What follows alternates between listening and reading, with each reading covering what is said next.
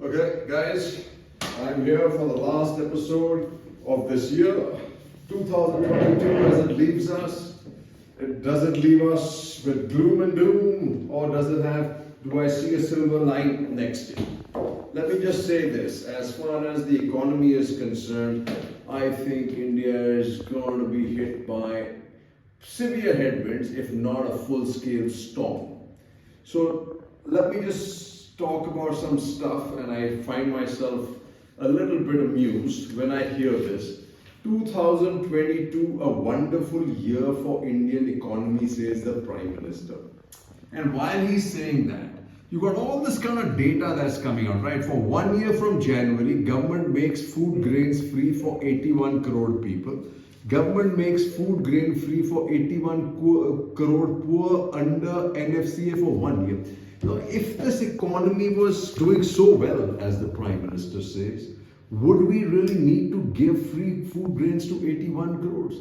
Get this, guys. What this means is they've made 81 crore people in this country lose optimism about getting a job and being self-reliant.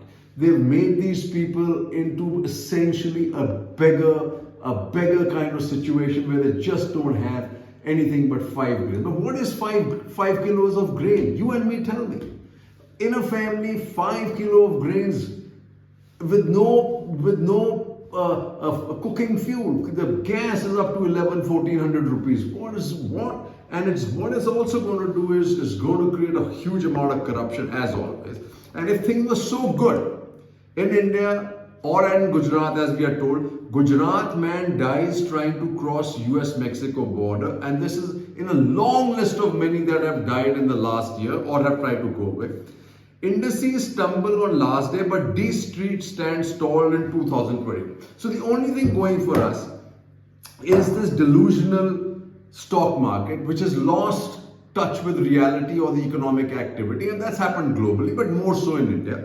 But when you see this, FPIs pull out 1.34 lakh crores in 2022, highest ever yearly outflow so far. You have to wonder. A lot of the nationals will say, oh, finally the Indian guys are able to keep the stock market up. But what it also shows is, it's absolute misalignment of savings going away from production into financial assets, which is not going to do us any good except again send the discrimination in income to a stratospheric level. And the reality is here, at 4.4% of GDP, current account deficit hits 9-year high. CAD surges to record 36.4 billion in September quarter. You have all the manufacturing sectors are slowing down, including the infrastructure sector, including the power sector, in all the core sectors. And look at what you have here. Debt of India. 43% of India's revenue goes in repayments every year as interest. Now it will shortly breach 50% of revenue earned every year. This is what you call, folks, a debt trap. And this is debt of India again. In March 2014, the debt of India was 55 lakh crores in 65 years of independent India. And today, as of March 2022, it is 136 lakh crore, and in March 2023, it's supposed to be 155 lakh crore, folks. That means we are in a severe debt crisis. And if our economy doesn't start turning up, and just remember the headwinds that are going to hit us, is the slowing down economy of the West, and our only future lies in exports. Anybody who delusionally says that there is enough money in India to drive domestic demand needs to go back to economics 101, that includes our finance minister. And then you have, and just remember what Adani did, right? It's really funny. He came up with an interview, which just shows the amount of headache he's going to face with what kind of allegations, or the way Rahul Gandhi is named and shamed him. He's had to actually come out and give an interview, right? He sees the angst with the people, and he starts his journey.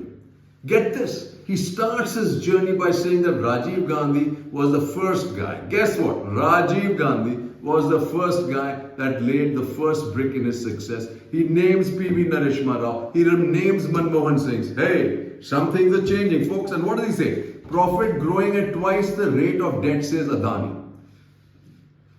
if you see the rate at which his debt is growing, profits are going to mean very little. And this is why you see his valuation going up. LIC bets on Adani over 2 years, steadily increases holding in its group companies.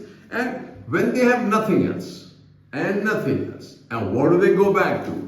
Congress, JDS promote family graph, Shah says during BJP rally in Karnataka. Time to end dynastic politics. Shah sounds Karnataka port. What dynasty, Mr. Shah? You have J.N. Shah placed in BCC here. You picked up everybody from the Gandhi, from the Congress, that's a dynasty, right? So you were saying Congress, Bharat, Mukt Bharat, it now seems to have become BJP, Congress Yukt BJP. Jai Hind and Happy New Year, guys. Tighten your seat belts because it's a rocky ride up ahead in 2023. Shut it.